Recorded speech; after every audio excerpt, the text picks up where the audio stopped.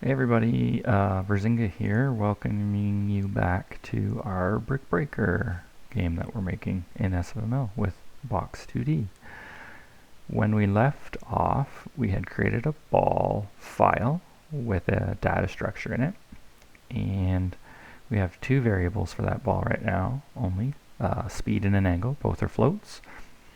And we also made this constructor function so that when someone creates a ball, right here, they have to actually pass it a speed and an angle. And whatever they pass as S and A will set our variables to those numbers. I also asked you to get some walls in your project. I've just done that already. I gave them names: wall top, wall bottom, wall right, wall left. They're just blocks. They're actually 10 pixels off the outside edge of the screen, so the wall kind of goes like this around the edge, and that's why it's not displaying right now. I don't want it in there, but I do want my ball to bounce around in there. Okay, so what we have to do next then is we have to, when we construct our ball, we have to give it some physics stuff from the Box2D engine. I'm going to steal it from this physics.h file. So I am going to go into physics.h, and I am going to go to create circle, and I am going to take all of this stuff and copy it. Boom. Okay. And I'm going to go to my ball, and I'm going to paste it like that. If you notice, when I make a create circle, when I create a circle, I have a bunch of things that I actually pass. So I'm going to steal those as well. Okay. And hit copy. Those are all the inputs that I need to type. I might as well keep all of those when I create a circle here. So I'm going to put them in my ball constructor and make it a little bit more involved than just a speed and a angle. Okay, but I do want to keep the speed and the angle, and I just leave the B2 body type at the back because there's a default entry there. C++ wants you to have anything with defaults as the last entry. Okay, so let's see what we need to do. Speed is S, angle is A, that's great. X and Y, I set my position. With my X and Y, my type is there. I create a circle shape, which is good. I set the radius equal to R, so whatever the person types in now. Now this isn't going to work anymore. Watch, I'll get an error. I'll probably get more than one error. X was not declared in this scope. Yeah, that's right, because I did not pass it an X. So if I go to main ball here, let me just save my file first. The fact that I haven't included it in my brick breaker yet, I'm actually just using it with an include here, means I have to save it every time I edit it. It's a pain in the butt. You actually can just go add file here and add your CPP file. Let's see what happens when I try to do that.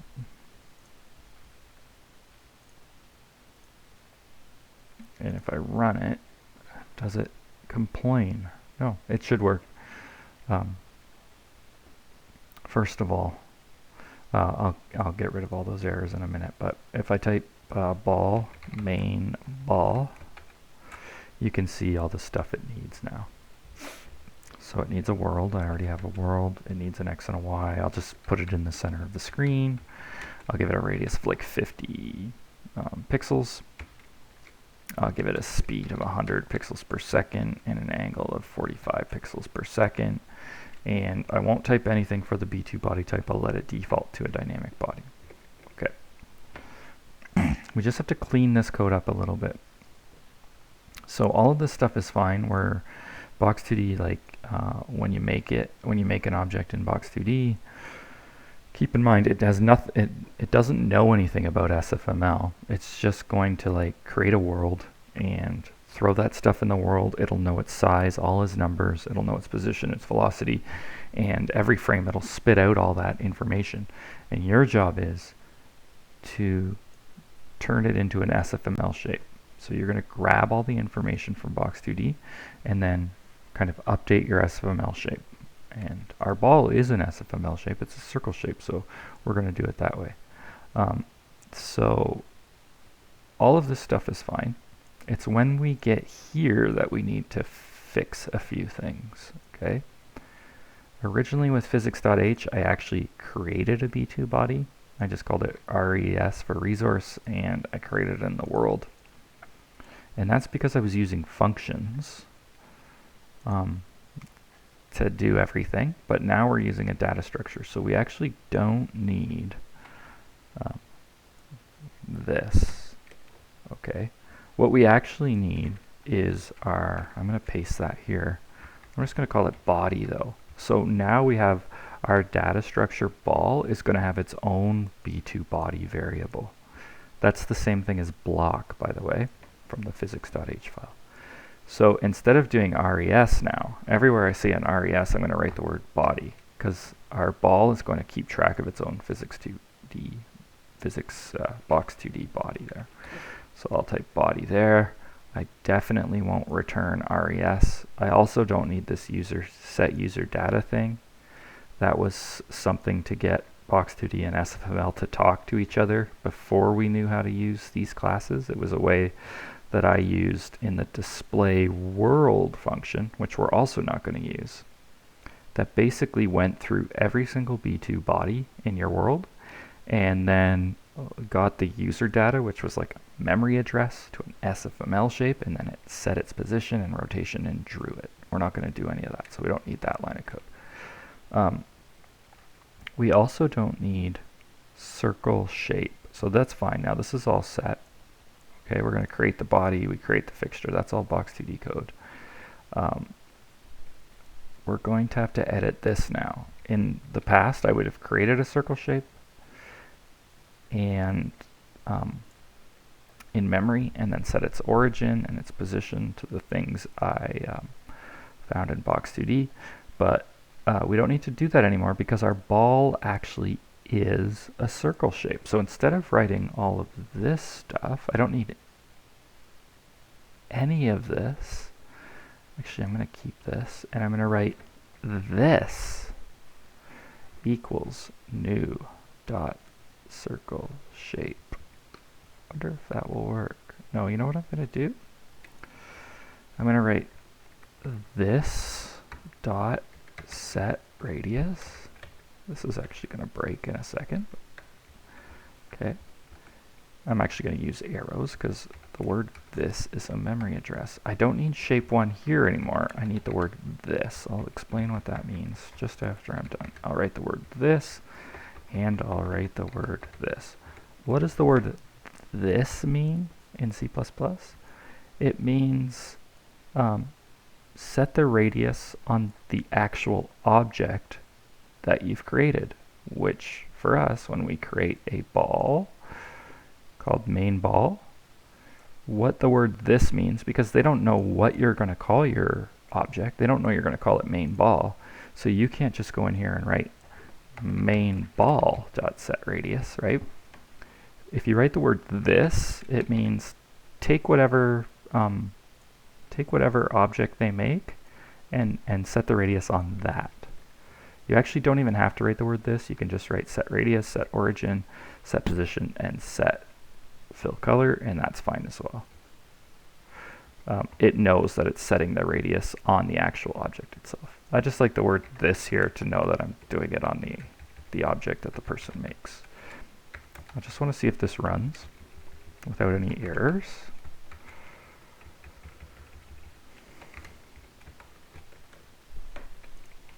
So I'm going to run that, make sure I save my ball.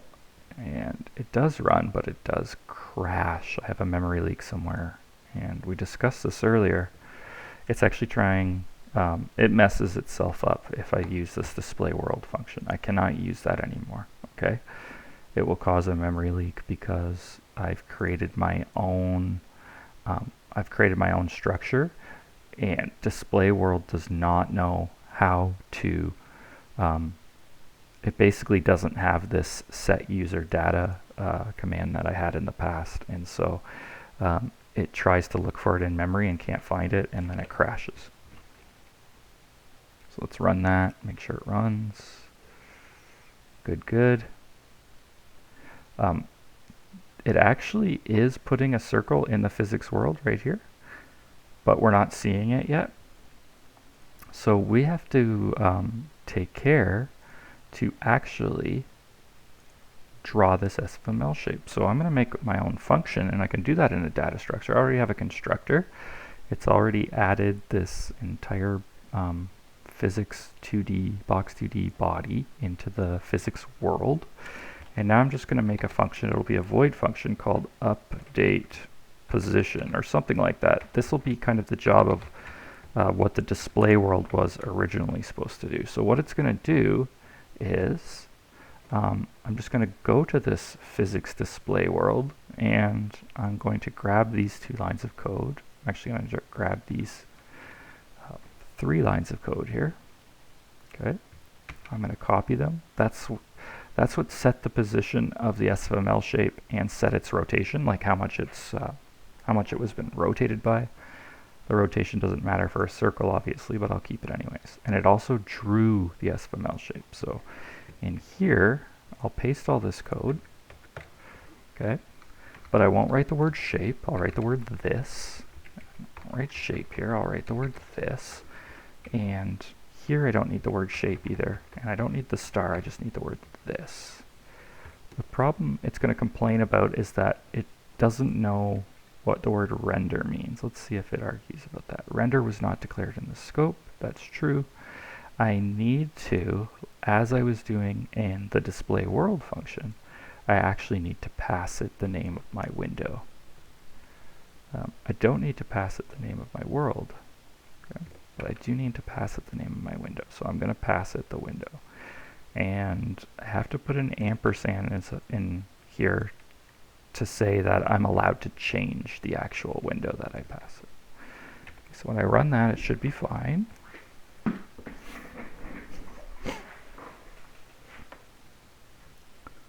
No matching function call to, oh, okay, yes.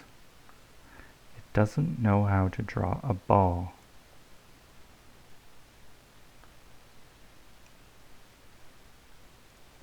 So what I actually have to do, it doesn't know how to draw the memory address of the ball, so I have to kind of dereference the memory address of the ball and put the star there. I thought I had to get rid of it, but I actually don't. Okay. Draw doesn't take in a pointer to memory. It actually takes in the object itself. And so this is a pointer to the main ball in memory, but I need to put a star in front of it to say take the actual object itself. So if I run that, it should be fine. It is. It's still not putting anything on the screen because I have not called this function yet.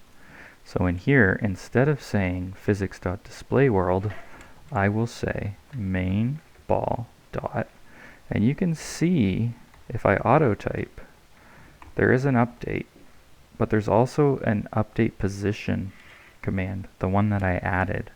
It's in green, which means I can use it.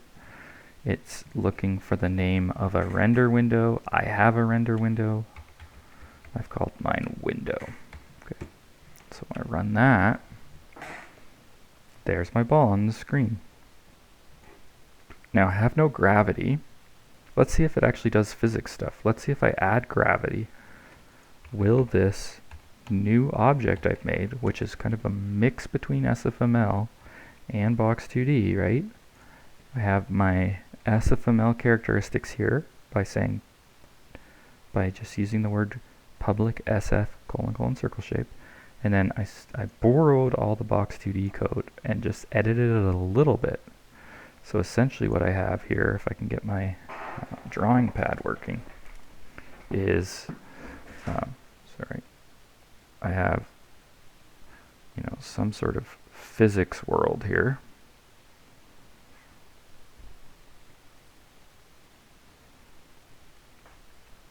And it's keeping track of all the numbers And so it only really sees, like, it just got memory addresses for all my stuff. Like, it's got, you know, right now it's got this thing in there called main ball. And in the memory address, it knows where it is in the x direction and the y direction. It knows the velocity of the thing in the x and the velocity of the thing in the y. It knows its rotation. It's got all these numbers that it's keeping track of. And then it's got my walls as well. And that's the physics world's job, to crunch that data every frame. I haven't even given it the code to do that yet. I'm going to have to borrow that code. Let me do that quickly before I forget. I'm going to have to borrow that code from the display world command. It's actually this line of code right here. This is what steps the world. 1/60th of a second, this number 8 and this number 3 are like how deep it calculates things. It's just a default that I set anyways. But after I clear my window, I'll step my world there. World step. I'll need that line of code. Okay, so once it has all that stuff, it has no way to draw it. So I have to come in here and, oh man, and this is my SFML world. Okay, and I have to basically, it also has my main ball in here, which is a ball shape, but it has to kind of take all this info that it finds here and draw it. Right? Draw it and update its position. Okay, so that's why I made my own data structure, so that all of this stuff can just be in one lump of code. Okay, and they're kind of connected together. Hopefully that's new. You know, as you work with some more data structures, we'll make a brick, we'll make a paddle. Hopefully it'll be a little more clear as to what we're doing, but it is kind of a complicated topic. All right, so if I run it again with my gravity, will it update? Yes, it falls. It looks like it hits the wall. The nice thing about it is, you know, I can go in here and play with the restitution, play with density, play with friction. If I want this thing to bounce, I can do that. I'll have to go in and edit my ball code too here and say, like, I don't want any of these walls to have friction on them. It'll actually be kind of a pain in the butt, but we can do that. I could actually just go into my physics here, because I won't be using too much of this stuff, the create box function. I can go in and set the restitution to 0, so that the ball and the friction to 0, by the way. And linear dampening doesn't matter, but I might as well set that to 0 either. These things aren't moving through my world. But now my ball should bounce a lot more. Ooh, do I want restitution to be 1? Is that the question? I think I do. So I'll make my restitution 1 there, and I'll make my restitution 1 there. See how they got really sticky? There, now they're nice and super bouncy. And that's what I want. And so I get my restitution to 1. I get a nice bouncy ball. I probably also want to set the linear dampening of my ball to 0. And the friction to 0. I don't want to be losing energy in a brick breaker game, because then the ball will eventually just slow down. And there you go.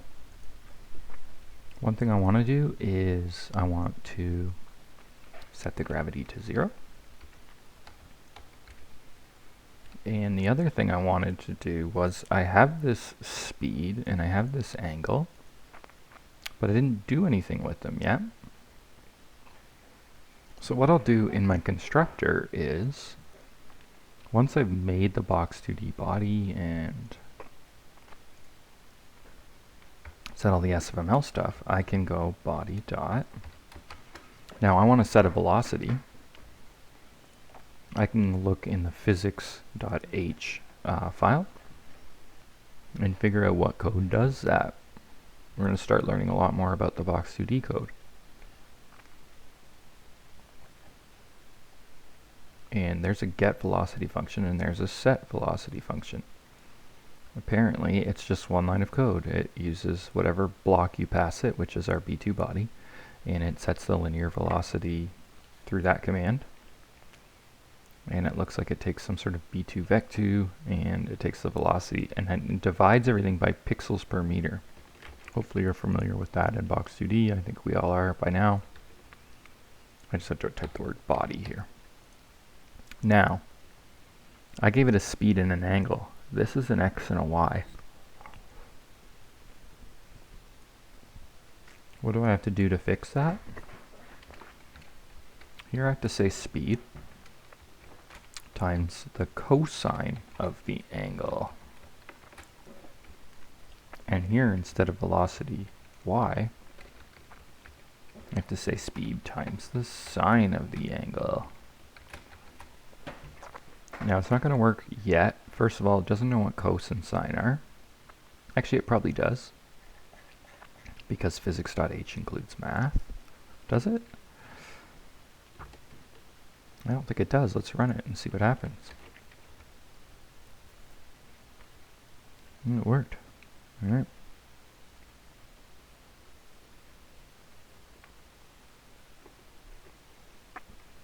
Does it shoot at 45 degrees? Kind of.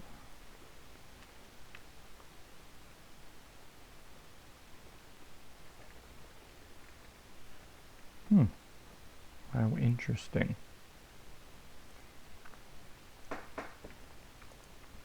I would think that you would need to change this angle to a radian measure. To double check, let's just put in the angle 90 degrees here. We said give it 100 pixel per second speed. Yeah, that's not 90 degrees, right? So the 45 kind of looked like it was actually 45, but remember that down is up and up is down in SFML, but not in Box2D actually. Maybe it is in Box2D. I don't know, we'll find out. Anyways, all angles, if you know them in degrees, have to be converted to radians. Degrees per radian. And I actually have to divide by degrees per radian. Same with this angle here. Because I have my angle in degrees, so if I divide by degrees per radian, I'll get my angle in radians. Bit of a pain in the neck, but that's okay. Boom, boom. That's 45 degrees according to SFML. What's 90? Probably straight down, right? Just because normally it would be up and it is straight down. Good. Okay? If I want to speed it up, I can just write 200 in here. It'll be twice as fast.